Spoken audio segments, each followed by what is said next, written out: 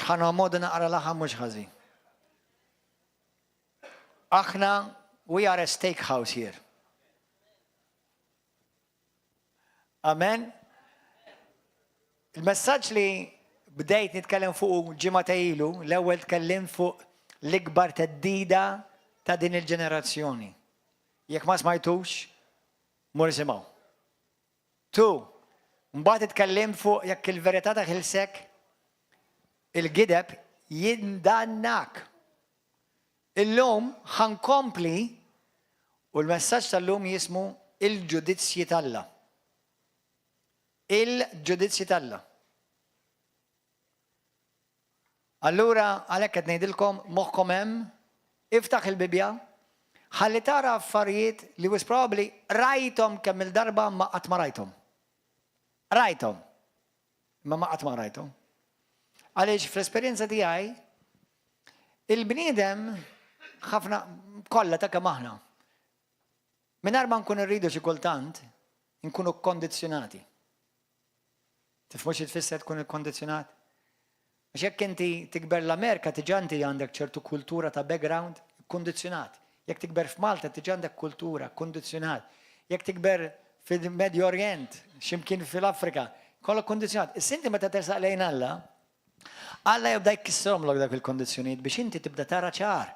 Għax inti ma tiġ tara b'filter ta' tradizzjoni, jew b'filter b'da dak li inti mdorri, tara filter onest.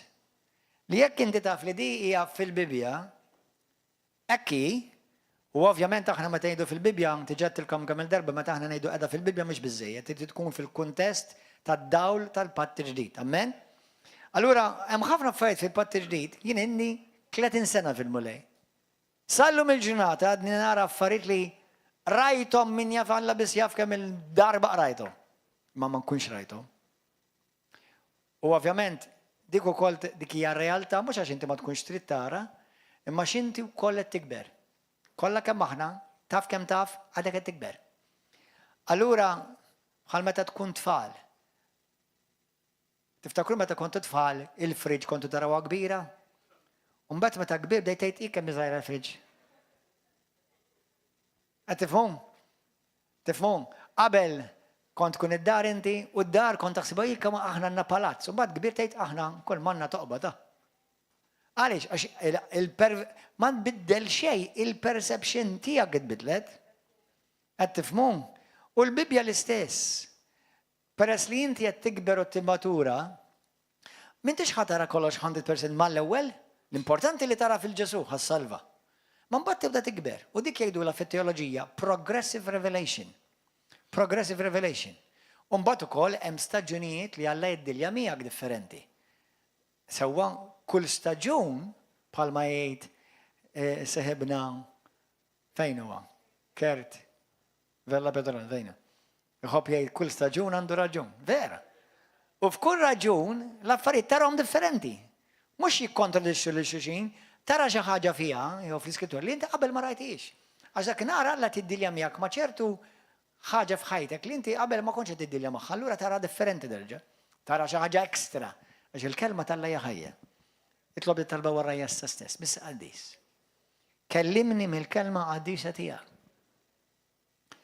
Inti l-verità assoluta. Fik tinsab il-verità kompluta. Aftaħ li għajnejja, għatini qalb li tixtieq titgħallem u neħħili kull forma ta' bias biex jien nara ċar dak li inti trid torini l-lejla. Spiritu Santu għallimni u nirċievi rivelazzjoni friska tal-kelma qaddisa tiegħek f'isem Ġesu Kristu. Amen. Aħna tlajna f'kultura li ħanidu hekk, mhix l-ar waħda, għaw ħafna pajjiżi jar minna ġifieri grazzi mulej għandna ħafna tajjeb. U trabbejna speċjalment il-ġenerazzjoni tiegħi, ta' ftit ta' qabel li kien hemm ċertu tagħlim, kien hemm ċertu għarfien, ċertu kuxjenza, speċjalment tal-biża' tal-Alla.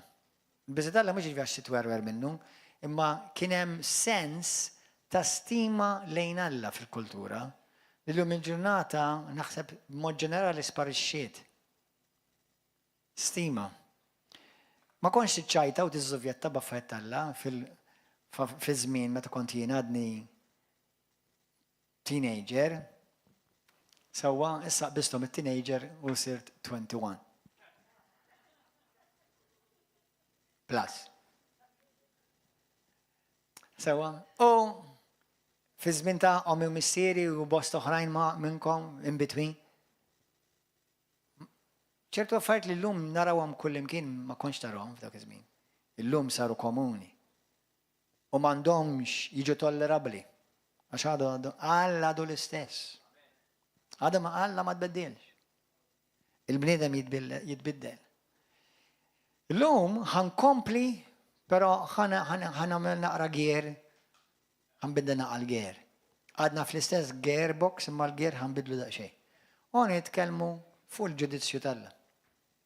Believe it or not, Alla juża kollox u jittrigarja għana, per esempio, tifel tiegħi illum għalli, Daddy, għalli, min fejn ġibhom il-messaġġi?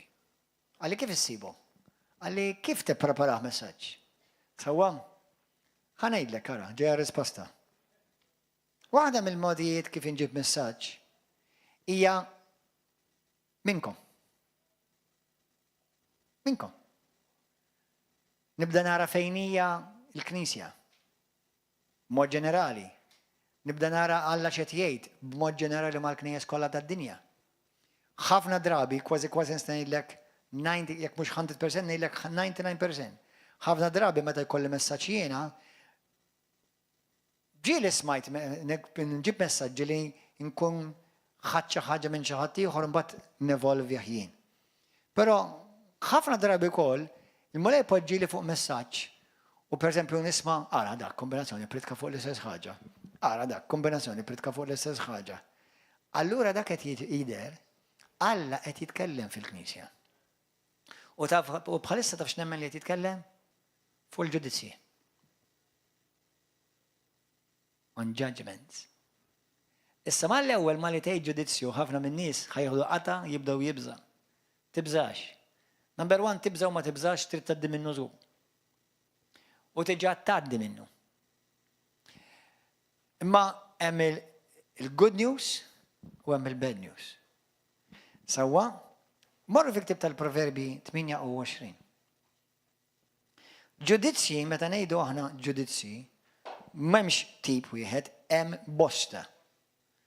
Għalhekk il-messaġġ tal-lum mhux ħajspiċċa llum ħankomplih bl-għajnuna tal-Alla iktar tard. Sewwa, mela il-messaġġ tal-lum ħanibdew fuq x'tajt l-Iskrittura fuq il-ġudizzji. Ma nitkellmu b'mod ġenerali għall-ewwel. Għaliex importanti tkun taf fuq kombinazzjoni ma' din il-jigsaw puzzle li diġà semmejtilkom. Oħt xi jumej ilu għalt li pastor saqsietni mistoqsija fuq il-ġudizzji. U jiena battilha xi teachings li diġà għandna fuq il-ġudizzji. Hemm 4 żgur jew 5 xi ħaġa. Fuq il-YouTube, fitxuhom, sewwa, hemm ħafna. Imma fuq dak li nitkellem illum, messej daqsxejn il-ġimgħa l-oħra, imma ħaniftaħ iktar. Proverbi 28 din hija skrittura għal kulħadd, imma ara xtajt il-kelma tal-mulej, vers 5. In-nies ħżiena ma jefmux il-ħaq. Ġifieri l-nies ħżiena ma jefmux il-ġudizzju. Imma dawk li jfittxu l-mulej, intom, n-nies tal-Alla, jifmuhom il-ġudizzji. Jifmu li jfittxu l-mulej, jifmu kollox. Jifmu kollox mhux ġifieri fix-xjenza u l-qamar u l-eklissi da. Tajjeb, imma qed jgħidlek ġifieri il-bniedem tal-Alla jifhem kif jopera Alla. Il-bniedem li mu għandux ispirtu tal-Alla fih mhux ħajfhem kif Alla jopera. Sewwa, infatti fl-esperjenza tiegħi ħafna min-nies li jiena nintaqa' magħhom, u speċjalment ovvjament li ma jkunux ġenwinament ta' Kristu jew imwielda minn ġdid, jew ma jkunux xejn tal-Alla, jew kollha jkunu reliġjużi. il-ġudizzju tal-Alla ma jfmuħx. Waħda mill-affarijiet it-triggerja dan il-messaġġ huwa ġimgħa ta' ilu kont qed niltaqa' ma' brother li wkoll jagħtaw illum u ntqajna ma' wieħed fir-restorant b'raġel li huwa ħabib tiegħi huwa famuż f'Malta u qalli beda jgħid kif iħossu trattat ħażin f'pajjiżna f'ċertu affarijiet li esperjenza f'ħajtu u jgħid li u beda jgħid li xi darba ħamorru l-ġudizzju imma fl-aħħar ta' żmien. Mbagħad xi ħaġa triggerjaġġa fija, ma femniex hu, qedlu mhux fl-aħħar ta' żmien biss, anki s-set tiġi ġudikat u anki s-set niġu ġudikati. Ma femniex, totalment għadditlu fuq rasu u ma kellix ċans noqgħod nispjegalu. Però ħafna min-nies ma jirrealizzawx li hemm bosta tipi ta' ġudizzji u ħafna jaħsbu li aħna l-unika ġudizzju li ħanifaċċjaw huwa dak ta' l-aħħar ta' żmien jgħidulu, iż-żmien il-ġudizzju tal-aħħar ta' żminijiet. Però l-iskrittura minn ktieb ta' Ġenesi sal-Apokalissi titkellem fuq bosta ġudizzji kontinwu. Issa, hemm ġudizzji ħanaqsmuhom żewġ affarijiet. Hemm il-ġudizzju ta' Alla mal-bniedem tad-dinja u hemm il-ġudizzju ta' Alla mal-Knisja. Tafhmu kulħadd jgħidha di. Hemm il-ġudizzju ta' Alla mal-bniedem tad-dinja li għadu mhux imwieled mill-ġdid, li għadu mhux parti mill-patt, u hemm Alla li jiġġudika l-Knisja. Isimgħuni aħwa. Alla tiġa qed jiġġudika d-dinja. Ilu jiġġudika d-dinja mill-bidu tal-kreazzjoni u ħaj jiġġudika d-dinja fl-aħħar ta' żminijiet. Alla ilu jiġġudika l-Knisja mill-bidu tal-Knisja. Kompla jiġġudika l-Knisja matul il-Knisja u ħaj jiġġudika l-Knisja wkoll fl-aħħar ta' żminijiet. Kemm minnkom qatt m'għaddilkom dan il-ħsieb, għaddilkom ir-raskom, kunu onesti. Kunu onest. Kunu onesti ejja li dejkom ħafna minnkom. Ħafna minnkom. Mela ħana nibdew minn ktieb ta' Ġenesi, mhux ħana naqdarkom skritturi, imma ħana nfakkarkom fl-istejjer. Mela naraw minn ktieb ta' Ġenesi, meta Adam u Eva dimbu x'għamel Alla. Ġudikom. X'għamilhom? Keċċhom il-barra miġin ta' Eden. Naraw l-ewwel ġudizzju. Imma kien finali dak il-ġudizzju? Le. Meta naraw il-Alla joħroġ il-poplu ta' hemm ħafna qabel, anke qabel dak ġifieri hemm ħafna. Infatti jekk naraw id-Diluvju Ġenesi kapitlu 6. Alla x'għamel id-dinja? Arraqa, iġġudika. Mela Alla jiġġudika. Alla naraw li meta id-dinja tant ħżienet, il-perverżjoni tant sar normali bħalma tisir din il-ġenerazzjoni għax hekk jgħid Ġesu li l-żmien u l-jiem tal-aħħar ta' żmien ikunu bħal ta' żmien ta' meta? Ta' Noa. Sewwa, mela Alla ġġudika id-dinja arraqa u ħalla isma' ħaddikom ma' xokk illejla. Min 10 biljun ruħ, 8 baqgħu ħajjin. X'inhi? Ix-xjentisti u l-istudjużi jemnu li meta Noa kien fuq id-dinja u meta ġie ġudizzju mhux jerba' min nies jiġru fuq l-art ta' kien madwar 8 u 10 biljun ruħ kienu fid-dinja. Kollha intilfu. Ħanfakkarkom li aħna nitkellmu fuq l-Alla tal-eżerċiti li jista' kollox. Biex ma tmux taħseb li nitkellmu fuq il-Father Christmas. Biex inkom ikolkom perspettiva ċara ta' minnu dan Alla. Alla, meta Alla ħaret fil-ktibtom naraw per eżempju, il-ktib ta' Eżodu minn kapitlu 11 sa' 15 u anke aktar. Meta Alla bat il-Mosè u l-Aron iwissi l-Faruni biex iħalli l-poplu tiegħu jitlaq. Kellu ċans twil ħafna, xhur twal biex jindem. U ma rridx jindem. U wissieħ kemm il-darba il-ġudizzji li batlu Alla Anzi, tam batlu diversi ġudizzji bħalma tafu biex jitihom ċans jindmu. Meta Alla bat id-diluvju fuq id-dinja, mhux wissjom illum u l-għada ġedikom, għaddew iktar minn 100 sena biex kunu tafu. Alla, kulħadd jgħidha warajja, Alla huwa ġust. U l-ġustizzja tiegħu ma tinbidel għal ħadd u qatt.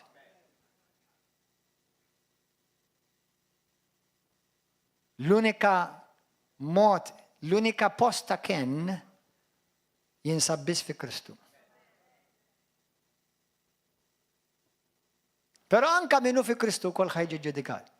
Mhux bl-istess mod imma ħajġi ġudikat ukoll. Għalhekk intom Kristjani, intom qassisin, inkom sorijiet, isqfijiet, papa, mexxejja, Kristjani, Evangeliċi, Protestanti, moħħkom hemm. Għax-xorta ħad iġi ġudikat. Mhux fuq kwistjoni ta' ruħek, imma xorta ħad iġi ġudikat. Mela, meta Alla mbagħad ħareġ il-poplu ta' Iżrael mill-Eġittu wara li ta' bosta twissijiet lill-Eġittu, u tom anka ċans jindmu, infatti kien hemm xi wħud minnhom imma ftit, li nidmu u nħellisom Alla wkoll minn dawk il-ġudizzji li ġi fuq. Imma mbagħad x'għamel? L-armata ta' Farawni kollha arraqa kollha u kollha mietu. Setgħu nidmu, kellhom ħafna opportunitajiet. Ħafna. Inħobb hemm proverbi jgħid hekk. God delays does not mean God denies. That's both for good and bad. Jekk inti qed tistenna li xil-weda tal-Alla timmanifesta f'ħajtek, jekk inti ma rajtix mhux għax Alla qallek le, jista' jkun li hemm raġunijiet oħra għal xiex, waħda minnhom hija li inti tiddaġġastja ruħek sewwa u waħda minnhom li ħafna Kristjani jaħlu minnha magħha hija innuqqas maħfra.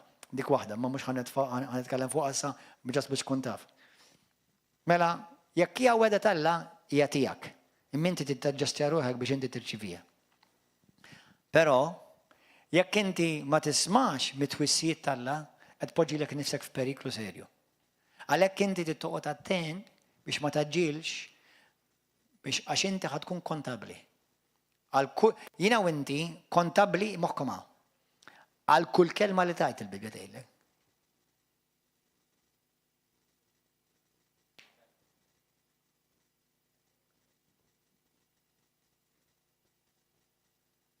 Mattew 12, minn vers 32 sa 35, Ġesu jgħid, ħanejdilkom bil-verżjoni ta' Gordon John Manche, għal kull kelma vojta, kull forma ta' klim kisaħ, klim oxxen, klim li jiddardar il-widnej tal-Alla, li inti tajt, kollu tittati rendi konta li qudiem Alla, f'dak il-jum tal-ġudizzju. Tgħid li mela xejn nitlob il-maħfra? Le. Infatti għalhekk Alla jtiri ċans biex tindem biex titla' fil-maħfra ħalli ma jkollokx xi elenku ta' kliem li titerendi kont l-Alla. Mela jekk inti għalhekk l-Ispiritu Santu għadu qed jaħdem fik biex jitik ċans tinbidel. Imma min ma jindimx hemm sentenza twila tistenni quddiem Alla. Mela għalhekk toqgħod attent x'tgħid fuq nies. Għalhekk toqgħod attent meta tara Kristjani boloħ. Jattakkaw nies tal-Alla. Jikkritikaw nies tal-Alla u anke bisimhom. Toqgħod attent għax għal dak int trid tagħti rendi kont. Toqgħod attent. Meta Alla fi ktieb tan-numri, tiftakar meta fi ktieb tan-numri kapitlu 6 minn sersbal u titkellem fuqha fi ktieb ta' Ġuda, littera ta' Ġuda, fejn tgħidlek kien hemm grupp ta' nies li ħaduha kontra moħħkom hawn. Għax di ħad tagħmel bosta minnkom u hemm bżonn li tagħmel anke bosta Kristjani li jsegwu din il-YouTube channel u t-televiżjoni. Joqogħdu jattakkaw in-nies tal-Alla. U laqqas jafu li il-ġudizzju li tiżidu fuq rashom quddiem Alla. Ġud jitkellem bl-aktar mod ċar, dawn huma nies li jitkritikaw in-nies tal-Alla. Infatti bosta minnhom il-Bibja tgħidlek ukoll Ġud kapitlu 1 vers 11 il-qudiem anke mingħajr pastors li lek tgħidlek dawn. We'll go one step at a time. We'll open these things. Don't worry about it. Illum ħantikom naqa' bird's eye view. Okay? Għalhekk trid toqgħod attent. Mela il-bniedem tal-Alla jifhem li Alla huwa ġust. Huwa ġust għal kulħadd ma' kulħadd. Pereżempju, fl-ewwel Korintin kapitlu 5, l-Apostlu Pawlu jgħid lill-Knisja li qed tittollera il-ħmieġ fiha. Il-ħmieġ ħankun iktar speċifiku li llum il-ġurnata ir-reliġjon ta' Ruma tagħmel grupp biex jintaqgħu għalihom biex iqogħdu jinħabbu ħalli ma jġudikomx Alla, ma Pawlu qallhom miskom tistħu kif ħallejtu dal-ħmieġ għaddej fid-dar tal-Alla u ma ġġudikajtuhx dal-affarijiet. U ma kkaċċejtux il dak il-bindem il-barra minn ġol Knisja. This sounds like a very different Christianity that I've been brought up with. Għalhekk il-Knisja bla qawwa, ikabbod. Għalhekk ix-xjati nissa jagħmlu fejn suppost Kristu jirrenja.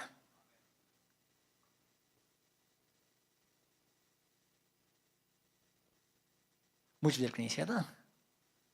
Sakemm għadni ħajjin żgur li le.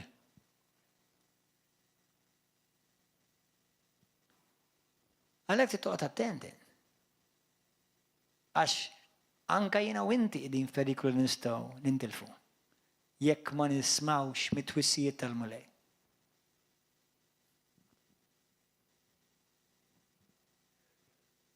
Alla ma jridekx intilef, right? La inti li tissejjaħ ibnu jew bintu u laqqas il-dawk li huma l-dewwa tiegħu għax Kristu meta għal kulħadd. Imma Alla tant huwa ġenwin u grazzjuż li jekk tinsisti qabli jħallik tieħu dak li trid. Fil-Ktieb tal-Lut, kapitlu 9, vers 27, ħanaqrawha. Lut 9, 27, tgħidlek hekk. Kif inhu miktub għal bnedmin li għandhom imutu darba biss. U wara dan isir il-ġudizzju. Hawnhekk qed jitkellem fuq l-aħħar ġudizzju. Il-ġudizzju tal-aħħar. Ħafna minn nies jaħsbu li jistgħu jgħixu ħajjithom, jagħmlu li jridu, jgħidu li jridu, jħawdu kemm iridu, jafġu jkunu inġusti, kattivi u maħmuġa u perversi kemm iridu, imma ma ħajġrilhom xejn. Qgħod attent. Hemm konsegwenzi li inti tbagħtihom immedjat u hemm konsegwenzi li tbagħtihom ftit wara, imma l-konsegwenzi ġejjin xorta.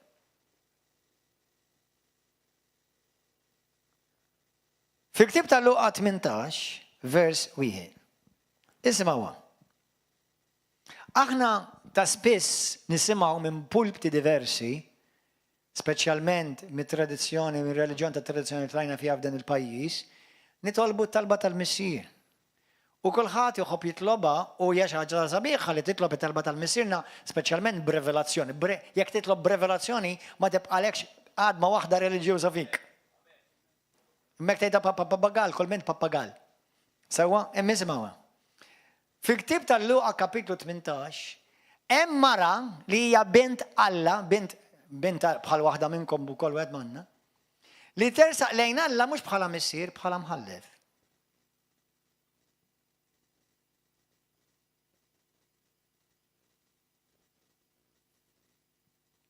Fit-Testament ġdid. Tal-ima li tajjenna Ġesu. Tidnejlek kemm il-darba smajt li biritkaw fuq għadi? Minn pulpti reliġjużi? 0.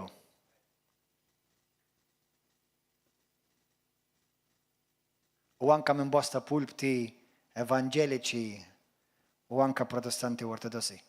Kważi 0. 0. Misimgħu xtajt, ħanaqra ħkilkom. Imbagħad għallhom parabola biex jurihom li għandhom dejjem jitolbu bla ma biex minar ma jaqta. Għallulhom kien hemm f'belt wieħed imħallef li la kien jibża minn Alla nafx imħalfin bħalhom daw. Imma nista' ngħidlek. Temporanjament ta' biss ma jibżax minn Alla. U lanqas iħabber rasu minn ħadd. Infatti ħa ngħid kelma bil-biża' Alla. Ħa ngħid dil-kelma ħa ngħidha bil-biża' Alla. L-imħalfin kollha ta' Malta Għawdex. Infakkarkom fl-awla li intom tgħaddu ġudizzju hemm imħallef fuq rasek. Anke jekk tneħħi s-simbolu xorta jibqa' fuq rasek. Moħħkom hemm. Għax Alla li inti titlob il-xhieda biex imorru jbuksu s-salib tiegħu u jaħelfu fuqu.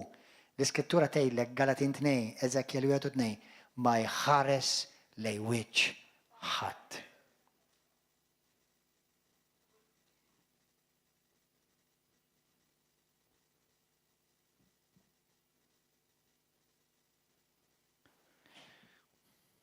Għalilhom kien hemm fil-belt wieħed imħallef li la kien jibża minn Alla u laqqas iħabber rasu minn ħadd. F'dik il-belt kien hemm waħda armla u kienet tmur għandu u tgħidlu għamil li ħaq kontra l-għadu tiegħi. U ma rridx. U dan ħafna hekk ma jagħtix kasa, jiżżifjetta, jgħidilha ejja erġa' darba oħra. U nagħmlu differita għal 3 xhur oħra. Differita għal 3 xhur oħra. U għandek każi l-om senti, każijiet hawn Malta tal-Mickey Mouse. Snin u mhux tilħaq tinsa l-każ u għataw każijiet għadhom miftuħa li l-każijiet minn fetaħhom illum laqqas għadu ħaj. Qorti ta' Malta hija tal-Mickey Mouse. Jekk ma tkun xi ras kbira, ix-xaħħa. Imma Alla mħallef ġust. Għodu attenti intom li mħalfin ta' Malta Għawdex. Ed ngħidilkom bil-biża' tal-Alla bl-awtorità ta' Ġesu Kristu. Dak li intom qed tagħmlu kollha tidu tixorbuh. Ġibtu pajjiż dranaġġ.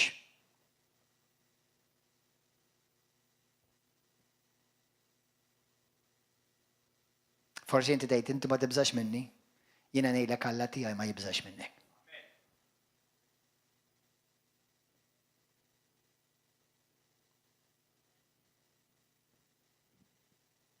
U ma rridx, u dam ħafna hekk, iżda mbagħad bejnu bejn ruħu qal mhux għax nibża minn Alla jew għax għandi inħabber rasi min-nies, imma l-inqas għax din l-armla dejqetni.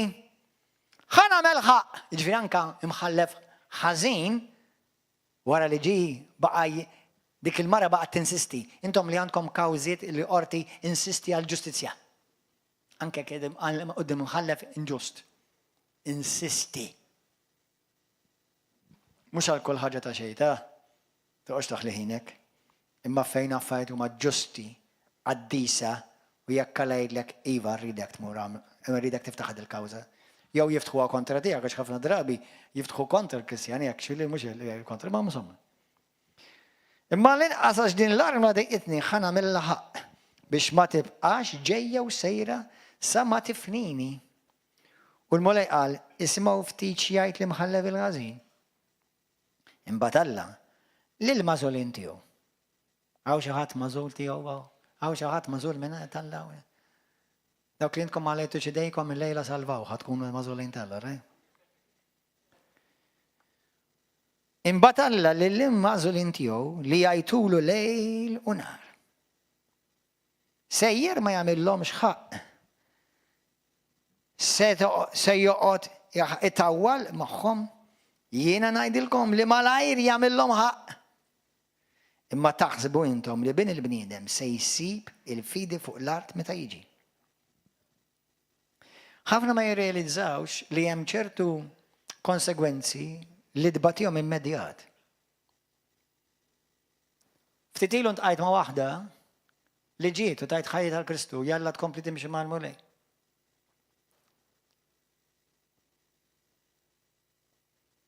حد منكم ما يعرفها ومش حندلها، حد منكم ما ندى اسمها، ما دي مش الأول واحدة ومش الأونيكا واحدة. بلت مرضى التقتلها مش مرت مع ويهد ساتانيست. ذاك هو الجوديتسيو. اسمعوا، ياك انت ما تيجي تقع تحت الجوديتسيو ده، be careful what you sow.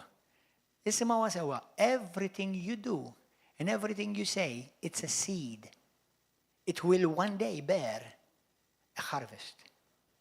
كل ما تعيت وكل ما تعمل هو زريعة. شي دربة الخسات جاي زجور.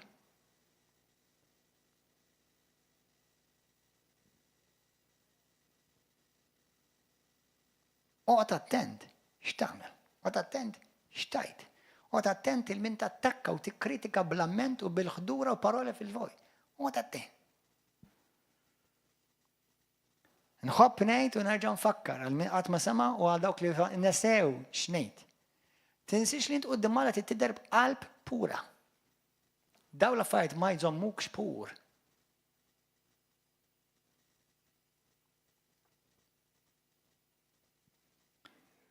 لازلت اللي نعملو أفايد اللي نعيدو طيبين يا وزينة كلش قادة على كل حاجة اللي تيت اللوم من قدام أيدين زرية.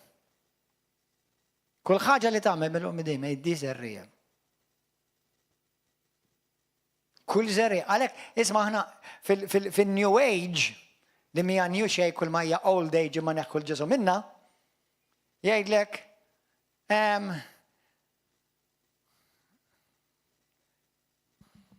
تاتي وترجيفي على كم ديكو كل برنشيبيو بيبليكو سوا داك اللي تزرع تحصد الدنيا سكتورة بيبليكا غلاطين 6. اما داك الكونشنت كل في الدنيا بتقعد اتنت ايش تعمل عشان يجي لورا ليك. غلاطين 6 فيرس 7 تقول تتقرقوش الا ما يتحق بخات داك اللي بنيدم يزرع وستيس داك هو يحصد.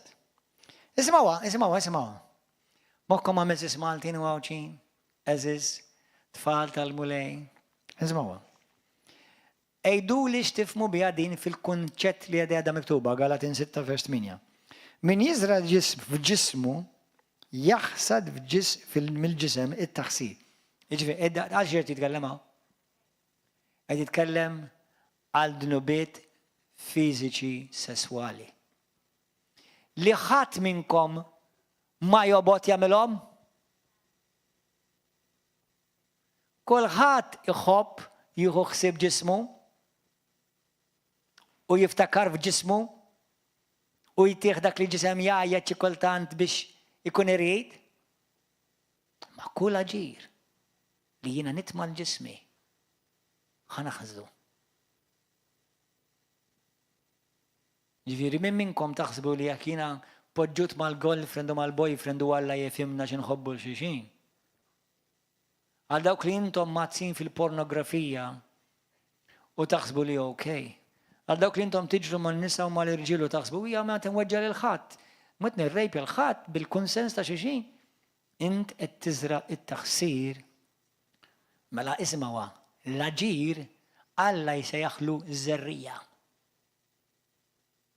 سمعت دي؟ لاجير يسيخلو ذرية. من يزرع في السبيرتو ملا هنا وانت نستو نزرعه في السبيرتو.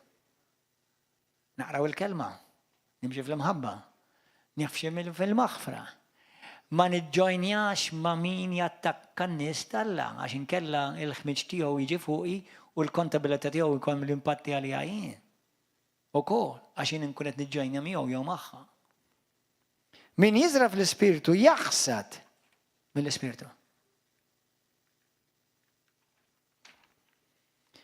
يحصد بالسبيرتو الخيطة دايما ما نيو نعمل الجيت. اسمعوا يكينا وانت نامن يكينا نامن لي كل حاجة طيبة اللي نعمل يا زرية عمل الطيب هذا خسات طيب.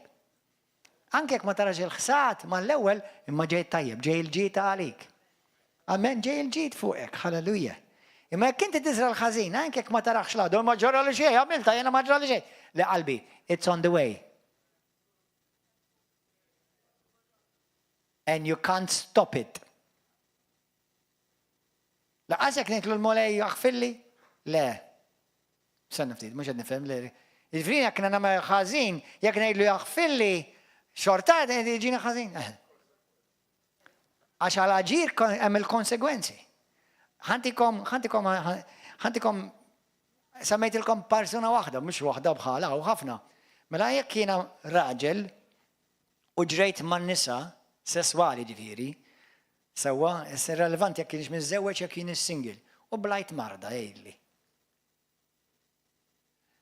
Nista' nitlob Alla jaħfirli, Alla jaħfirli u mur il-ġenna u nsalva, imma ħammut bil-marda ta'. Il-marda ħadoqtolni. Jekk ma jkunx miraklu minn Alla biex jaħilsek minn dak li ma dak huwa eċċezzjonijiet, dik mhix regola.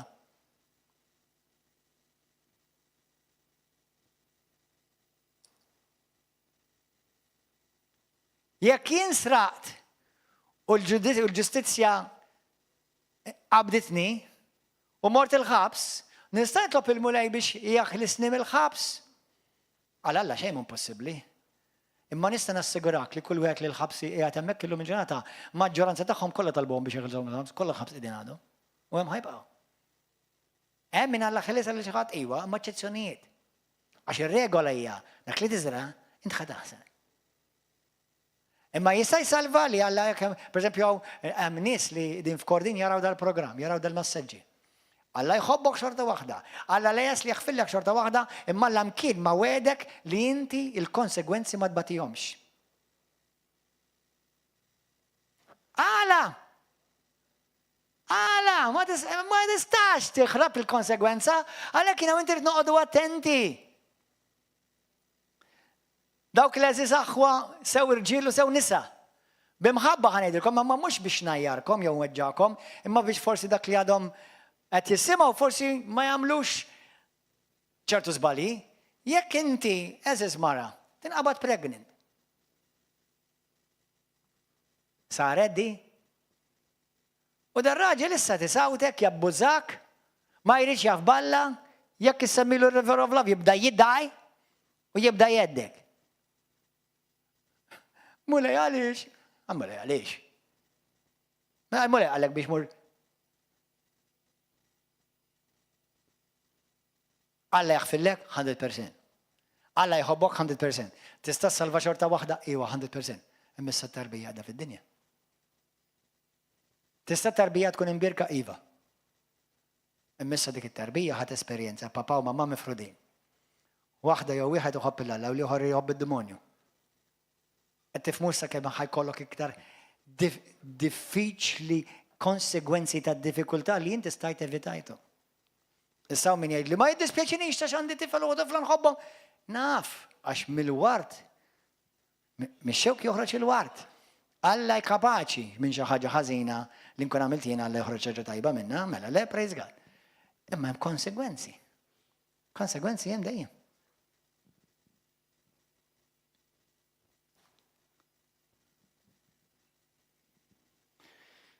L-ewwel Korintin. Mela. Hawnhekk, sorry, konna qegħdin fl-istess passaġġ fejn tgħidlek mela ma nejjew qatt nagħmlu l-ġid, Galatin kapitlu 6 vers 9, għax jekk ma naqtawx qalbna naqsdu fi żmien. Mela dment li għandna f'dan iż-żmien nagħmlu l-ġid. Għamel il-ġid. Brothers and sisters, mexxejja reliġjużi, għamel il-ġid. Tidnejlek għaliex? Ħalli tirċi fil-ġid. Dik revelazzjoni kbira. Ara, għal dawk li qed jisimgħu dal-messaġġ u inti titpattija, tittamel id-deni. Inti mhux illilu tittamel id-deni, inti tittamel actually inti ħaġġi prux ma tad-deni kontra rasek.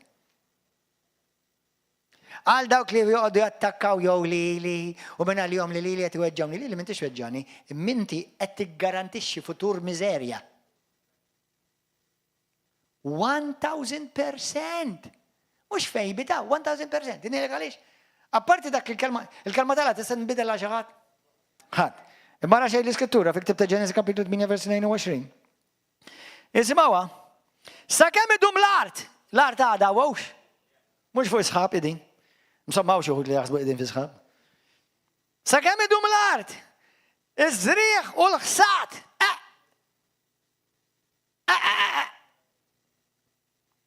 Bart u omma sajfu xitwa lejlu nar ma jonqos qatt.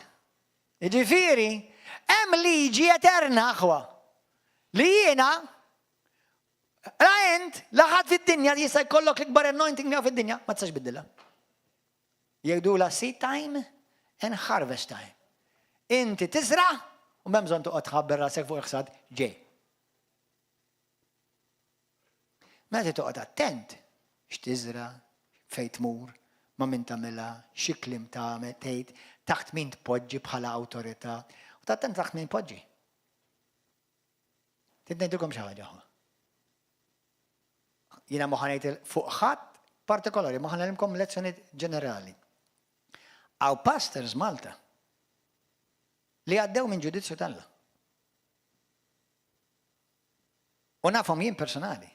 U Alla kellimni profetikament biex immur inwissihom. U għaddew eżattament minn dak li Alla wissihom. Għaddew minnu. Iġġudikhom Alla. Konti tafu?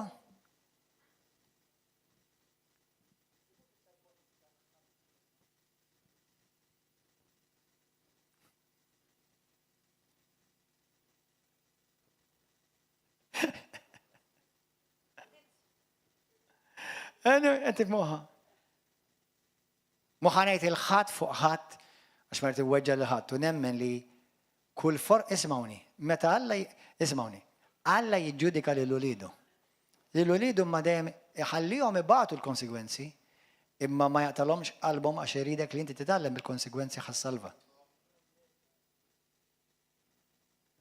Alla lil-midneb ma jistax jiddilja miegħu differenti, itih ċans ħafna. Per esempio, kemm hawn nies jaraw dal-programm. Taf kemm ilu sejjaħlek il-mulej. Iminti rasek jibsa.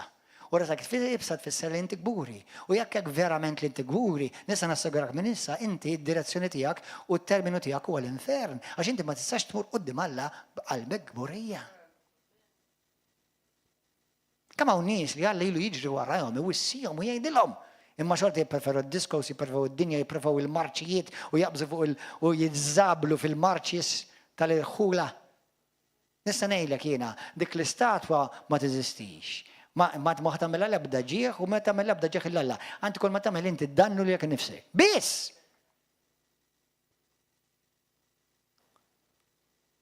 Għax-xogħol tmur u taħdem bħal kelb bil-part-time, bil-overtime u bl-extra time. Għal-ħin għal-mulej ma ssibx. Biex jiġi tfaħħal l-Alla u bħal ma tgħidlek l-iskrittura fil-ġemgħa tal-Alla la titilqux li tixxirku minn xi.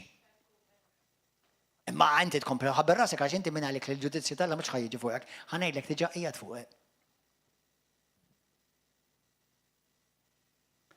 U għadek tieħu nnifs ifisser il-ħnina tal-Alla titik ċans biex forsi xi darba taħbet rasek ma' blata kbira jisemma Ġesu. U tiftaħ moħħok.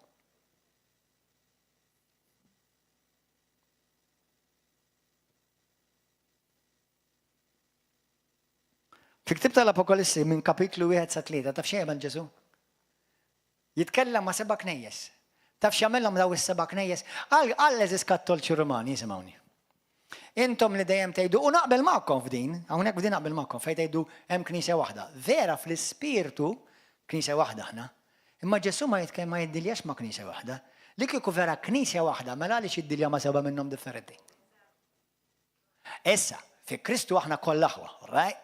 Ġifieri jekk xi ħadd imwieled minn ġdid u jmur komunità oħra, imur knisja oħra, imur xirk oħra u mwieled minn ġdid u għandu Ġesu, aħna aħwa fi Kristu. Imma ħa ngħidilek aħwa, Alla jiġġudika r-River of Love differenti minn jiġġudika l-Knisja tar-raħal ieħor jew il-komunità għax Alla jarana għalkemm aħna familja waħda, bħalma jiena nara l-Ewliedi. Il-Ewliedi jiena tnejn tagħhom missier u nħobbhom l-istess indaqs. Ma mhux għax wieħed jiżbalja jaħela l-ieħor ukoll. Jew għax joħol wieħed jagħmel tajjeb li ieħor jieħu premju wkoll, dak mhux ġust, mhux qed inkun ġust hekk. Għalkemm inħobbhom it-tnejn, però it-tnuma jieħdu tnej individwament li ħaqhom. U għallek id-dilja ma' wliedu. Jekk inti timxi miegħu u tobdih u tonoraħ u għandek stima għolja għalek, ħajbirkek anke jekk ħuk jew oħtok jew ħabib tiegħek ma jridx jaf. Sewwa. Allura Alla ħajiddilja mal-Knisja ta' Ruma differenti minn kif ħajiddilja ma' River of Love. ħajiddilja differenti ma' kif jiddilja mal-Knisja ta' Kostantinopli, jew tal-Ingilterra, jew tal-Ġermanja, ta' Malta. Differenti. Kollha ħajġudikana. Infatti kollha qed jiġġudikana. Però ċertu mill-ġudizzju tagħha huma good news għalija. ċertu mill-ġudizzju tagħha huma għal-ġid tiegħi.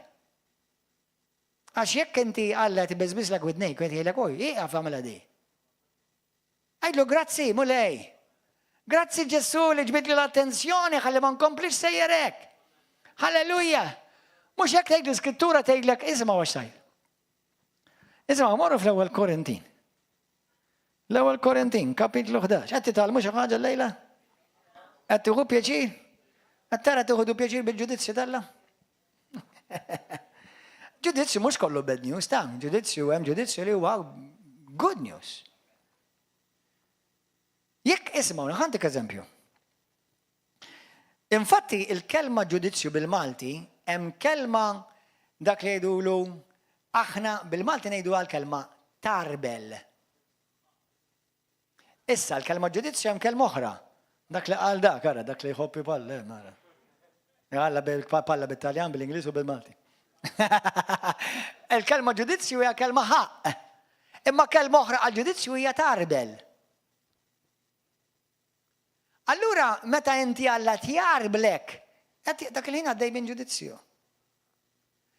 Tafri intom kull darba li tiġu knisja bħal River of Love, qed tiġu ġudikati? Ma mhux ħaġa ħażina, qed tiġi marbul. Il-kelma tagħha tbidlek. Ħalli inti ma tibqax l-istess kif ġejt, ħalli tinbidel tmur differenti. Ħofri tmur aħjar jekk qalbek miftuħ għall-verità. Allura inti tiġi ġudikat b'mod pożittiv u hekk trid jingħu inti hekk trid għax tikber. Amen, jekk inti ma tkunx taf li qed tagħmel żball. U f'daqqa waħda inti tisma' kelma minn mulej u tiġi nseh. Illalluk ma kontx naf li dik hija ħażina. X'għamilt? Alla ġudikak, tak ċans tindem u tinbidel. Ġejt marbul. That's good. That's good. Imma jekk inti Alla jġiblek attenzjoni, isma' hekk qed tiżbalja. Jiena għala bibi, jekk irrid nagħmel. Dal-waqt ħassibu bibek. Eżatt. Għod attent. Amen. Ħanejlek l-Iskrittura tajt, il-bnidem ġust jifraħ fil-ġudizzji talla. Mux qed ngħidlek li nifraħ ġifieri għax nara ċertu nisibatu. Number one, nifraħ u ma nifraħx kulħadd ħajħu dak li ħaqqu. Sewwa għal kull persuna li fid-dinja u l-qatt ikun hawn. Imma nifraħ għaliex għalija personali jekk jiena qalbi vera tkun għal mulej. Il-ġullar talla, il-ġudizzju talla li ħajjajnuni nikber in-matura. Ħalli jekk jien għamil xi paprata, nitgħallem minnha, mhux inkompli nagħmel paprata. Sewwa, nitgħallem minnu. Grazzi mulej qaddis. Sewwa, mela l-ewwel Korintin, kapitlu 11. Spiritu qaddis talla, kompli għallimna, kabbarna, maturana. Dan huwa messaġġ ovvjament li iġelek tarbel sew li lek nifsek. L-Iskrittura taf xejlek? Arbel li lek nifsek. Ara fejn int mal-mulej. Ismawa, toħduwix for granted. Għax ħafna snin ilu għettu talba ta' salvazzjoni. Importanti dik it-talba ta' salvazzjoni. Ta' nemmen fija. Appart, hija bbażata fuq l-Iskrittura, Romani kapitlu 10 versi sa 13. Imma jekk ketta minn qalbek, issa titħalli l-Alla verament ikompli bidlek. Jekk inti titħalli l-Alla ikompli bidlek, taf x'ħajkompli jagħmel, jiġġudikak kuljum. Di tagħmel iktar.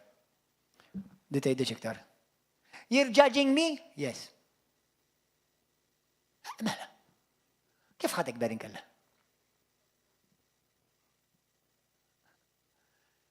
Għal qalb miftuħ għal Alla, judgment is good news. Għal pibsa u gburija, judgment is bad news.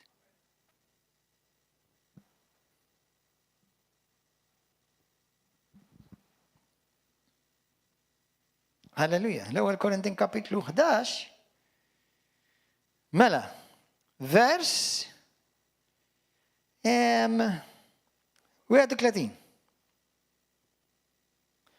31.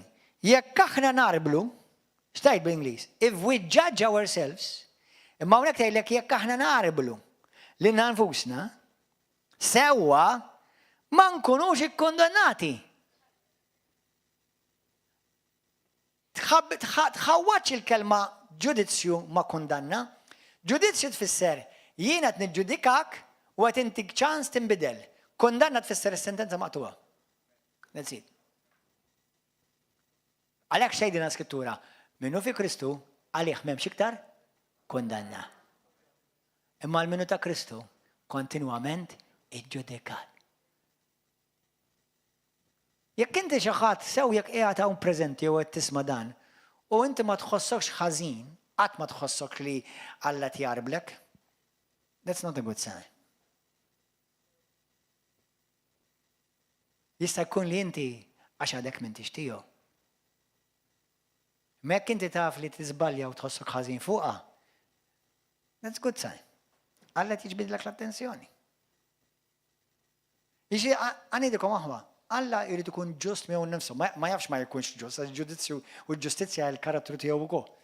Imma ma jistax lilek iħallik tgħaddi u lil ħadd ieħor jiġġudika fuq l-istess ħaġa li tkun qed tagħmlu.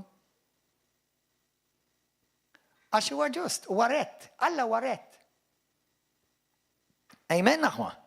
Mela jekk aħna vers 31 narblu lil nfusna, ma nkunux ikkondannati. U meta jagħmel ħaq minna l-mulej, smajta di? Ara ġej għal-good news. Jamlu biex iwiddibna ħalli ma nkunux ikkondannati mad-dinja. Amen. Halleluja, glorja lil mulej. Mela, għajdlu minn qalbek. Għajdlu mulej, arbilni. Fejn jien żbaljat. Arbilni. Iġġudikani. Ħanejlek aħwa.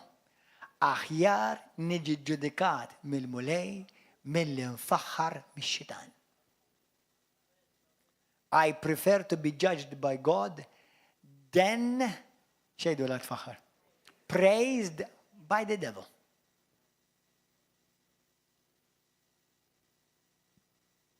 Amen aħwa?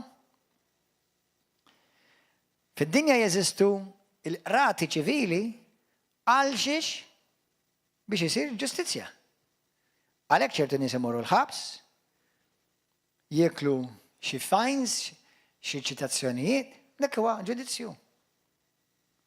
Ħafna minna ġieli ħadna ġudizzju meta biżna l-ispejd. Meta ħallast it-ticket taf x'kien dak? Il-ġudizzju. Qed jaħdem.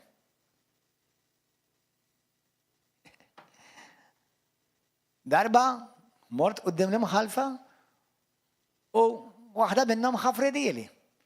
Kelli biċċa raġun żgħir, xorta żbaljajt kelli biċċa u ħafredili. Imma kemm il-wieħed kelli ċitazzjonijiet kollu kelli nħallasom, ta' dak waħda biss ma ħallas. Ġifieri kien hemm eċċezzjonijiet, imma ma kienx ir-regola ku tajjeb. Amen. Fl-iskejjel, jekk inti taqbes il-linja ta' disċiplina u tkun pastas, per esempio jina nabborri l-bullying. Li kieku jina l-gvern namel liġijiet serji kontra l-bullying. U speċjalment l-iktar nis li huma bullijati f'Malta u fid-dinja ta' huma il-Kristjani. Kieku l-gvern bispina dorsali jagħmel żgur li l-ebda Kristjan ġo pajjiżna ma jiġi qatt ibbulijat.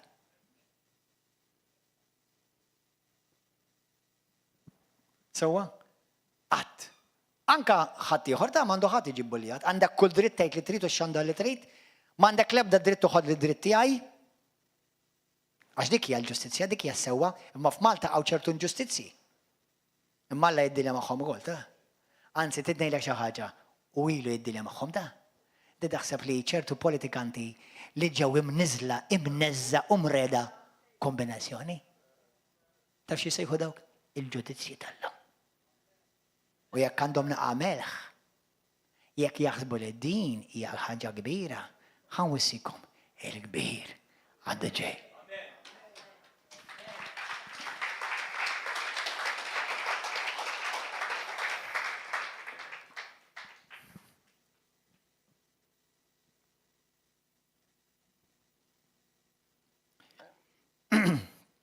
Halleluja.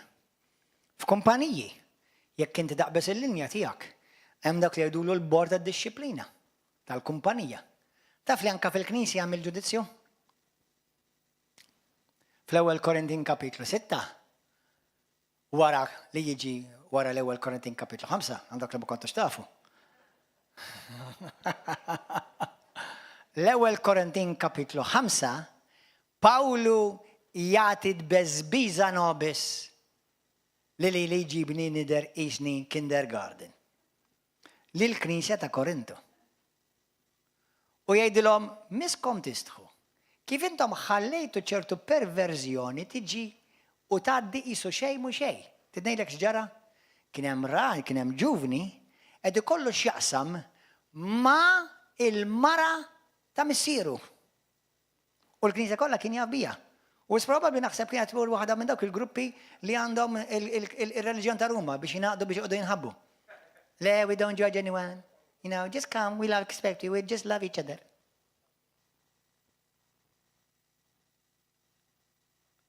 Il-min tħobb twissiħ bil-verità. Ma tistax tisforzaħ jagħmel xejn, ġinkella, ma jgħod xorta waħda. Imma l-menu tgħidlu l-verità ħateħ il-su minn nasba tax-xidan. ħateħ l-islu ruħu mill-labbissi tal-infern. U Pawlu għallhom kif ħallejtuhom daw l-affarijiet isiru? Minix gburi bikom da? Minix nifraħ għalikom? Ġesu fl-Apokalissi kapitlu 2 jgħid li waħda mill-knejjes jgħidilhom kif ħallejtu u tollerajtu lil Jezebel fostkom. Dik li tajt li minn għalija li xi profetessa u għed tiżvija il-poplu tiegħi bil-perverżjonijiet tagħha. Kif ma ġudikajtu wix? Aħna we don't judge anyone. Jesus, we just walk in love. You're just stupid. You are just stupid. Whoever thinks like that. Għara kif ħatifmuħ mal-ewwel ġudizzju. Tif tifmuħ? Forsi għaw xaħat jaħseb li jena għed nkun ħarx. Isma nakwadalkom skrittura biex morru t-ċekjaw għalikom infuskom. Apparti li Ġesu jgħid li fuq Jezabel poġġija fuq sodda ta' Mart. U jekk mu tendimx joqtol lila u inkluż il-lulida, dak Kristu Ġesu l-bambin li ħafna jbennu Malta. U minna li jom li għamlu li jridu bija. Ma meta jidru qudiem Alla mhux ħajdru qudiem il-bambin f'maxta wara da, ħajdru qudiem re tar-rejiet mimli glorja u dija fuq tron.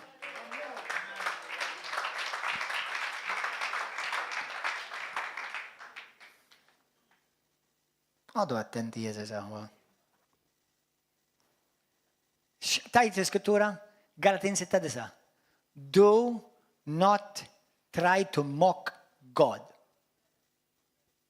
Tipprovax, titmejjel balla. Għax mux ħajjir nexxilek.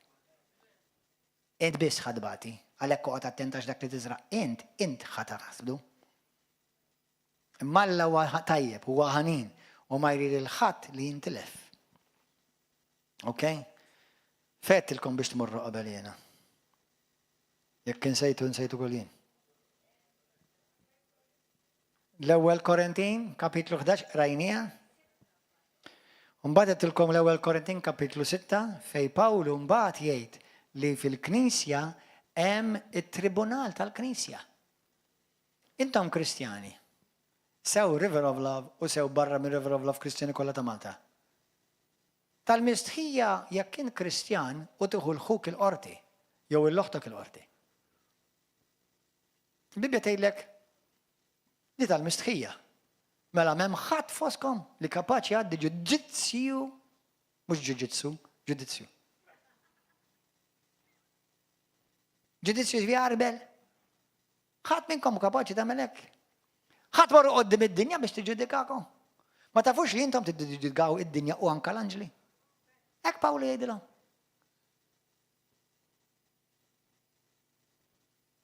Jekk inti għandek il-problemi bej martek u żewġek u martek, ħadd mar qoddim id-dinja qoddim avukat, inti taħseb l-avukat jinteraħ miż-żwieġ tiegħek u jinteressaħ għax inti żewġ river of love. Kull ma tjara l-avukat hija di, mani, jekk ma jkollux il-biżatella. Tiġi qoddim il-pastor, l-apostlu, in-nies Alla, dak li huma mexxejja ta' mhux qoddim in-naċ, qoddim il-mexxejja. Ħalli jgħinuk, ħalli tagħmlu l-affarijiet sew qoddim Alla. Isma' Alla għandu teokrazija, għandu standard, għandu żinn. Amen aħwa? Morru, ħanarikom xi ħaġa, morru għat tal-Apostli 5. Vers 1. Għat-talmu għazza ħwa. Għat-tuħdu pieċi. Halleluja. Atti 5.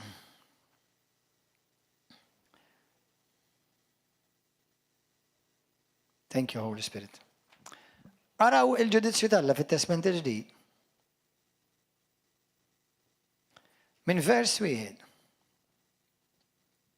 Praise and worship ejja waħwa. Imma kien hemm raġel ieħor jismu Ananija u martu li kien jisimha Safira. Dan biħlal għali kellu ftiem ma' martu u warbu sem mill-prezz tal-alqa. U l-bqija ħada u qiegħda f'riġlejn l-apostli. Imma Petru qallu Ananija dan kif ħallejt li x-xitan jidħollok f'qalbek biex ġibt gdibt lill-Ispirtu Santu u warrabt biċċa mill-prezz tal-alqa. Mhux tiegħek kienet? U wara li betta, mhux fidejk kienu flusa, x'fettillek iddaħħal frasek biex tagħmel dan, tikdeb li l-Ispirtu Santu. Ġifieri daw isprobabbli l-Ispirtu Santu li l-Alla wedu. Mulej, ħambieħ din l-alqa u meta nbieħħa il-flus kollha tagħha għalik għall-Vanġelu, u mid-dera bieħħa, u ma tiddaħħal il-flus ma tagħmlux kollha. Issa Pawlu tgħidlu, stajt ma wettu xejn l-Alla. Sat ma inti metlux ħantilek mulej. Emmissa la għetlu, x'inti tagħmel? Qed titbellaħ? Qed tikdeb l-Ispirtu Santu?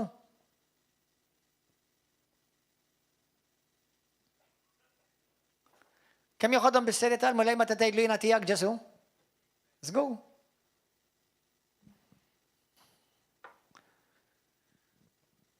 Imma Petru qallu, all right, ħammorru sa vers 5. Malli Ananija sama dan il-klim waqa' u miet u biża' kbir ħakem il dawk kollha li semgħu f'dan. Imbaġġew iż-żgħażagħ kefnuh, ġarrewh u difnuh. Għaddew xi 3 sigħat u ġiet martu wkoll bla ma kienet taf x'ġara. Pietru misprobabbli kienet is-suq tixtri. Il-monti. Qed tfittex l-aħjar deals. Pietru staqsija, għajd li ftit, daqshekk bettu għal il-lalqa. Iweġbit wiva, daqshekk, imma Pietru qalilha, il-għala ftemtu bejnietkom u tantajtu lill-Ispirtu tal-mulej. Araw li ġlej dawk li difnu lil-żewġek waslu fuq il-għadba tal-bib u se jġorru lilek ukoll. F'daqqa waħda dik waqgħet mejta f'riġlejh x'indaħlu iż-żgħażagħ sabuha mejta, ġarrewha u difnuha ħdejn żewġha u waqgħu baqa' biża' kbir fuq il-Knisja kollha u fuq kull min sama dan. By the way, kontu tafu li di fit-Testament il-ġdid? Kontu tafu li dan taħt il-grazzja? Imma daw l-affarijiet m'għadniex narawhom pasti. Il-mulej iħenna għalija.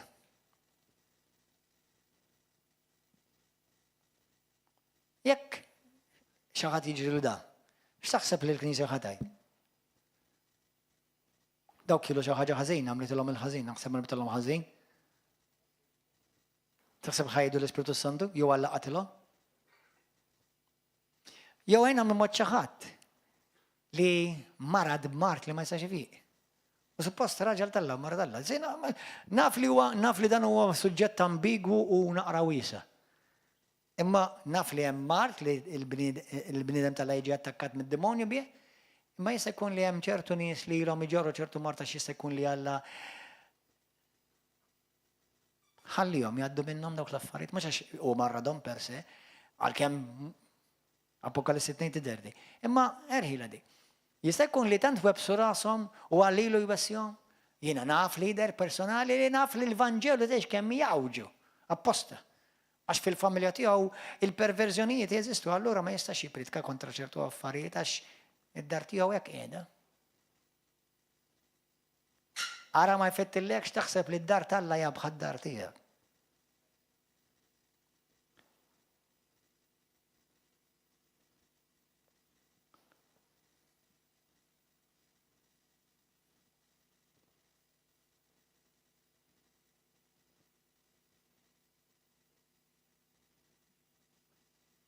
Atti 12, vers 20.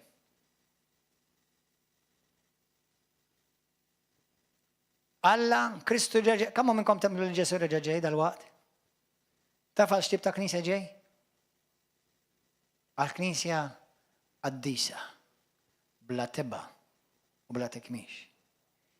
Jekk ġesu qed jaħseb li ġej dal-waqt, ħanajdilku, make sure li inti tkun wieħed minn dawk li Alla jaħtaf biex titla ma' Kristu. Għax il-maġġoranza ta' knisja mhumiex hemm. U għalkemm jien naħseb, mhux ħanajda żgur, imma naħseb li fil-knisja li tal li naħseb li naqjeta. Però għada wkoll li noqgħod attent li nibqa' hemm. U bitata wkoll li nerġa' noqgħod attent li nibqa' hemm.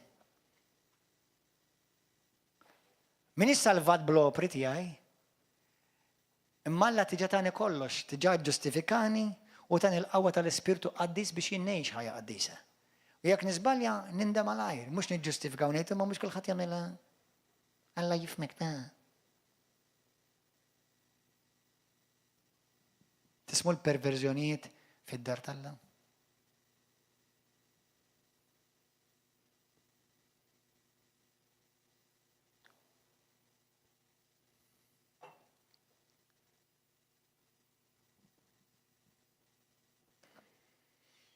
Jalla, il-biża tal-Alla taqa' fuq il-poplu kollu tal-Knisja Kattolika, Evanġelika, Protestanta, Anglikana, Ortodossa.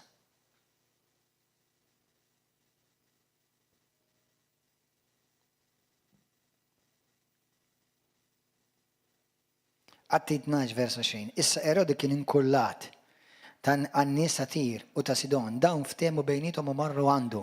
U wara li nexxilhom idawru favur tagħhom blastu il-kamrier ta' sultan, talbu li jagħmlu paċi għax għal xejn tagħhom kien jiddependi minn art is-sultan, għal xejn.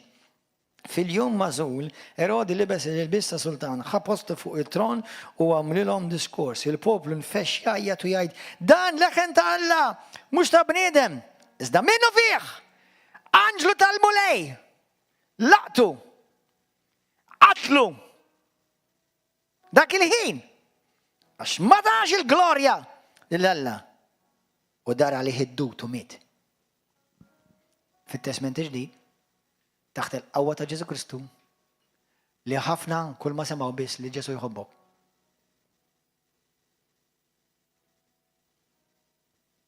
Daw ma kienux Kristjani issa. Atti 13, vers 6. Qasmu l-gżira kollha sa Pafos, Ċipru. Għalhekk iltaqa' ma' wieħed ludi jismu Bar Jessu, saħħaru profeta fals. Ħanwissikom lilkom li qed tisimgħu dan oqgħod attent il min tgħid profeta fals. Profeta fals ma jistax iwassal nies għan Kristu u jipredka l-Vanġelu. Ma tistax tgħix il xi ħadd hekk fals. Bniedem profeta tal-Alla jiżbalja jista', imma ma tistax tgħidlu fals. Jekk tgħidlu fals, l-istess kundanna li inti qed tibgħat kontra tiegħu ġejja fuq rasek 1000%.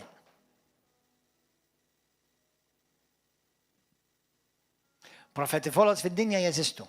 Imma l-ebda wieħed ma jagħti glorja lill-Alla. L-ebda wieħed minnhom ma jagħti glorja lil Ġesu Kristu. Għodu attenti. Għax fuq il-Facebook sallum il-ġurnata kelli nħassar kummenta xi ħadd li fuq raġel tal-Alla għal daw bnedem fals. U ma qal xejn kontra la Kristu u laqas mhix kontra l-Bibja. Għod attent qalbi tiegħi. Għod attent. Bnidem profeta fals, ma jagħtix glorja lil Ġesu u jgħid in-nies jersqu lejn Kristu, dak mhux profeta fals. Dak jista' jkun li huwa profeta, ma nafx għaliex huwa profeta jew le.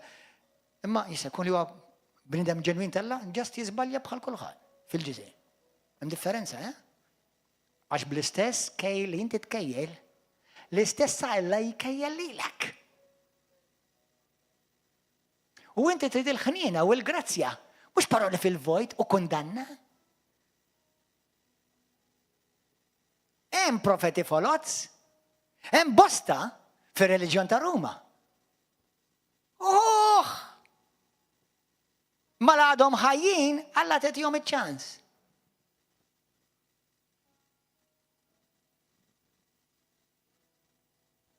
Ara xejt il-mulej, ħankomplu. Vers 8, iżda Elima, is-saħħar, għax hekk kien ifisser ismu, waqaflu lil Pawlu beda jfittex li jbiet il-prokonslu mill-fidi. Imbagħad Sawlu li jismu wkoll Pawlu, mimli bl-Ispirtu Santu, waħħal għajnejh fih u qallu: ja bniedem mimli barkiet, il-mulej, il-bambin ħobbok xorta. Ek nisimgħu minn pulp kattolċi Romani. Tajjeb li nisimgħu li Alla jħobbok, Importanti li Alla jħobbok. Mhux biss. Alla jabod id-dnub, Alla jabod il-korruzzjoni, Alla jabod il-perverzjoni nisimgħuha. Alla jabod il-gideb u t-tawwiċ tal-Vanġelu kemm il-darba smajta. Imbagħad Sawlu li jismu wkoll Pawlu l-Apostlu li ġie f'pajjiżna u l-istess dilka tiegħu qedaw. Mimli bl-Ispirtu Santu waħħal għajnejh fuq qallu: ja bniedem mimli b'kull u ħażen. Int ibn ix-xitan u għadet ukoll huwa sewwa qatt ma insa tieqaf tawweġ it-triqat tal-mulej. Triqat dritti mhux mawġa. Missa arajt il-mulej se tilħek. Int ħatama. U għal xi żmien ma tarax id-dawl tax-xemx, minnu fih waqqa fuq u ċparu dlam u beda jiduri jfittex lil min imexxih minn idejh. X'in il-prokonslu raġġi x'ġara, hemm minnu baqa' mistaġeb bit-talim tal-mulej. Hawn nies fil-pajjiż tagħna, inkluż mexxejja li għamew għal temporanjament ta' żmien biex Alla kienet ibebżilhom widnejhom diġà imma ħafna momja bir-reliġjon u bil-idolatrija politika. Il-verità ma rridux jisimgħuha u żvijaw pajjiż.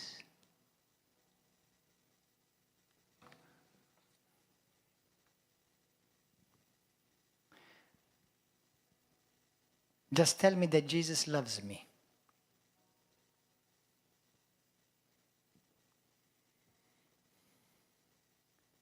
Il-Pawlu x'għamillu Alla fl-Atti tal-Apostli 9? Għamih. Lil dan ukoll għamih. Tgħid li passer għaliex ma qatalhomx il-daw. Il-Pawlu ma qatlux nemmen konvinzjoni għaliex Pawlu kellu żelu skont il-liġi. Allura Alla ra li dak il-monja bħassa ignorant. Għandu żelu għal Alla ma mhux skont l-arfin ġost, bħalma tgħid Pawlu jgħid fl-Atti tal-Apostli fil-Ktieb ta' Rumani kapitlu 10 minn vers 1 sa 5 fejn jgħid il-poplu tiegħi il-Ludi ġifieri għandhom żelu għal Alla ħasra. Iħobbuh l-Alla ma mhux bl-arfin tajjeb. Qed jippersekwitaw in-nies tal-Alla stess huma stess. U Alla għax rażżelu kien ignorant, allura ma ħadix konta tiegħu għax kien ignorant. Ma għamih. La inti daqshekk kammi mela ħa nagħmik ma jtiżmek nagħmik. Forsi tibda tara. U Pawlu wara 3 ijiem Alla għażel wieħed Ananija, disċiplu ħadd ma kien jaf bih, talab fuq imtella bl-Ispirtu Santu għajnejh jinfetħulu. U ġie radikalment Kristjan. Mimli bl-Ispirtu Santu. Mhux bil-paniġirki reliġjużi li ma jiswewx laqqas penny quddiem Alla u quddiem is-Saltna.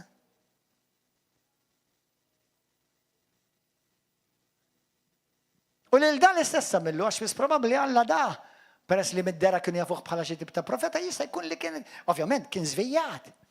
Imma nista' ngħidlek li wara li għamih Alla ġie konvint.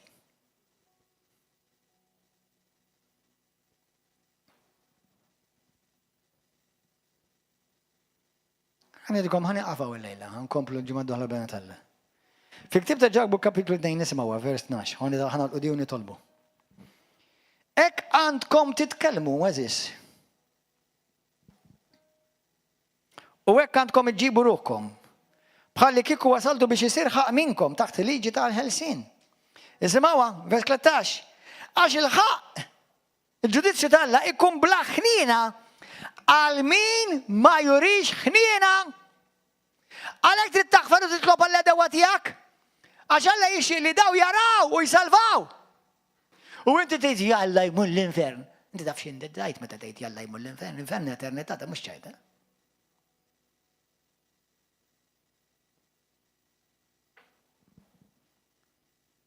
Jekk kien hawn xi ħadd minnkom hawn jew qed tisma' dal-programm jew qed tisma' dal tixtieq li xi ħadd imur l-infern, ħa ngħidlek inti Alla lek ma tafux, imma dalwaqt issir tafu.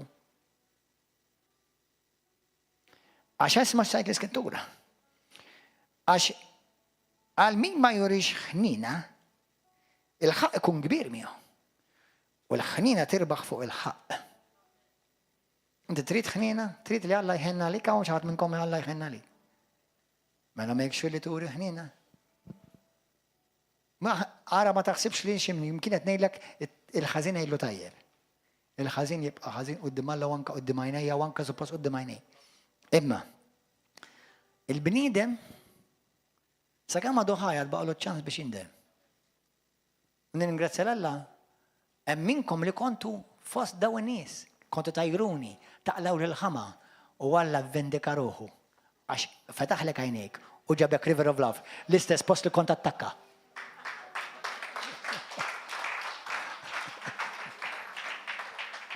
Imma kif ivvendika ruħu? Bil-ġid, bil-ħnina, bit-tjubija. Jalla jġibek River of Love. Jalla jkollok il-grazzja tindem u tgħid mulejk hemm kont tiblaħ u baħnan u stupidu għalija nnifsi. Mux għal-Pastor Gordon, għax kull ħaġa li għamilt inti ħażin għalija, daret għalija, barki. Ju għal-min għamilta, wara kollox mux għalija biss, għal-min, speċjalment jekk huwa bniedem Alla jew mara Alla. Kulħadd tibaxxi rasu. Tkellem għal-mulej aħwa. Tkellem minn qalbek, please. Minn qalbi nemmen li dan huwa messaġġ il-mulej irid li l-Knisja tiegħu tisma' bħalsa. Jekk għandek l-ħabba tal-Alla u l-biża tal-Alla, please qed nikmandakom, mhux ħan isforzakom, imma nikmandakom fi Kristu. Ixxerjaw ma' kull min tafu Kristjan. Ixxerjaw fuq il-Facebook tagħkom, fuq il-WhatsApp tagħkom, fuq il-Messenger tagħkom kull imkien. Ħaj jisimha l-poplu tal-Alla għax Alla qed jipprepara poplu għalih. He's not playing games. Ejna di talba minn qalbna. Għal kull min weġġani li jew attakkani, għajjarni, believe me, honestly, ma nuħux għalija. Imma ħares naqra lej ħajtek, ħad kun taf xi jfisser il-bniedem meta jiżra l-ħażen xi jġrilu f'ħajtu.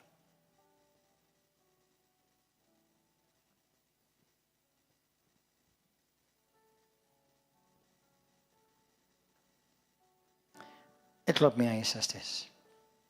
Wajda minn qalbek, ħadd ma jiċċaqlaq please, kulħadd jibqa' bil-qeda, kulħadd min qalbek jgħid id-talba warajja, min qalbek. Mhux li ħad titloba lil Alla l-Missih. Jekk inti llum għadek qatt ma tgħid ħajtek il-Kristu, għadek minti żgur jekk inti salvat. Għadek minti żgur jekk dunbitek mhux maħfura, illum tista' tkun żgur. Ma din it-talba ħanamlu żgur li inti qed titlob talba biex Alla jaħfilek dunbitek kollha. Jekk iġġudikajt il xi ħadd għax kont blaħ, Alla jaħfillek għalhekk il-messaġġi biex lilek jarblek jiġġudikak u jkollok ċans tinbidel. U jekk il-lejla inti dejli pastorina tiġa Kristjan imma qed żbaljajt attakkajt nies tal-Alla. Qed nagħmel affarijiet ħżiena li naf li huma ħżiena ma rid nieqaf għax naf li hemm ħsad ġej. Bħalma tgħid il-kelma dak li tiżra taħsad. Għalhekk kulħadd jitlob it-talba waraj minn qalbek. Illum issir qaddis. Grazzi ta' kemm inti kbir, ħanin u twajjeb. Inti ma tieħux pjaċir mulej meta tara l-ebda bniedem li jintilef. انت تشتاق لي كل خط سالفه، كل خط يكون مغفور، كل خط يسبرينسا مولا يغفر لي فين بشي موت ين contribuisceit biex xaħat jintilef jew jizvija mit-triq tal-mulej. Jekk jiena tkellimt paroli żejjed, aħfir li mulej. Inti taf għax kollox hemm miftuħ quddiemek. Abba missier, aħsil nies sa stess, kulħadd jgħid aħsil nies sa stess. Bid-dem għandix tiegħek. Ġesu għallimni xi tfisser li ngħix fil-biża' tal-mulej. Nonorak bi klimi, bl-aġir tiegħi. Mulej, aħfir li fejn iġġudikajt il-ħija u l-oħti b'mod ħażin mingħajr ma rejt ħnina u grazzja. Ġesu, jiena wkoll għad xi darba rrid nidher quddiemek. Rrid nagħti rendu kont ta' affarijiet li jiena speċjalment int wissejtni fuqhom u bqajt nagħmilhom. Ma rridux dan. Ma rridx nagħmel dak li lilek idejqek u joffendik mulej. Fejn jiena għamil xi ħaġa fl-injoranza, itolbok għatini l-erf. Daħħal il-melħ f'moħħi, fi ħsibijieti fl-aqal, tina l-aqal. Ħalli nagħmel deċiżjoni tajbin, jonoraw lilek, jirriflettu l-karattru tiegħek. Imlini bl-Ispirtu Santu u għatini qalb għalik. Ġesu ta' Nazaret, il-Messija tal-la, bin il-bniedem il-ħaruf tal-ħaj. Ejja f'qalbi, poġġi fuq it-tron ta' ħajti u posseddini bil-imħabba tiegħek, bil-verità tiegħek, bil-qawwa tiegħek. Ġesu, min qalbi ngħidlek illum mulej tiegħi u Alla tiegħi. Int li mittalija fuq is-salib u ġarrejt fuqek id-nubit kollha tiegħi. Xerrid demmek għalija mulej. Ejni ħallini qaf nagħmel skużi għaliex ma nobdik xi ħaġa oħra għax ma naqrax il-Bibja, ma nixxirikx, ma naħfirx, ma rridx inkellem il-dak jew il-oħra. Mulej neħħi kisser daw kollha. Li lilek iniktulek l-Ispirtu Santu. Għatini qalb għalik. Grazzi tal-li ħennejt għalija, tal-li maqtajċ qalbek minni. Meta jina kont għadni fil-ħazen, kont għadni fit-triq il-wisa tat-telfin, ma ħallejtniex immut, hemm. Ġesu. Mulej tiegħi u Alla tiegħi. Millum il-qoddim. La tħallini qatt ninsa dan il-messaġġ. Ejni ħanejx għalik. Ejni Spiritu Santu. Lilek mulej nagħti kull tifħiru glorja.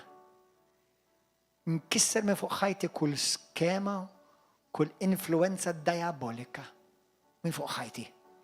Jiena ta' Ġesu Kristu. Jien it-tempju tal-ħaj.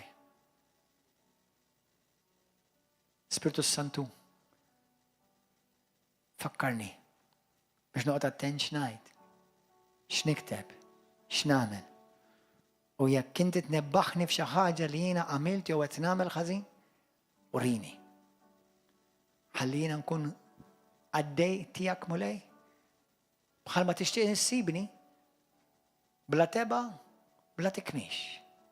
Maħsur bid-dem ta' Kristu u miksi bid-dilka tal-Ispiritu Santu biex nirrefletti lilek fuq din l-art. Lilek kull ġieħ u glorja missier f'isem Sidi Ġesu Kristu u bil-qawwa tal-Ispiritu Santu. Amen. Amen. Għatu ċabċipa għvermu. Għen umu bil-wifqa. Għal dawk li intom rajtu dal-messaġġ, tinsewx dal-messaġġ. Tinsewx dal-messaġġ. Kalla irritata fil-ħodu nerġaw niltaqaw u ħankomplu nitkellmu fuq dawn l-affarijiet. Infakkarkom il-weekend li ġej, is-sibt li ġej, li jkunu l-ewwel weekend ta' Ottubru. Ħajkonna healing services fil-għaxija, il-messaġġ ħajkun totalment differenti minn daw. U l-ħadd fil-ħodu ħajkonna healing service mod ieħor ukoll. Ħajkonna tqarbin. Ejja, irċievi l-fejqan. Ejja rċievi l-qawwa tal-mulej. Għandek opportunità biex tersaq lejn Kristu. ħafna minnkom ilu l-mulej jiġri warajk. Ersaq lejn Kristu. Waqt li għadu żmien, waqt baqalek iċ-ċans. Il-paċi miegħek narawkom il-ġimgħa d-dieħla jew għada fil-għodu. Paċi magħkom. God bless you. Hallelujah.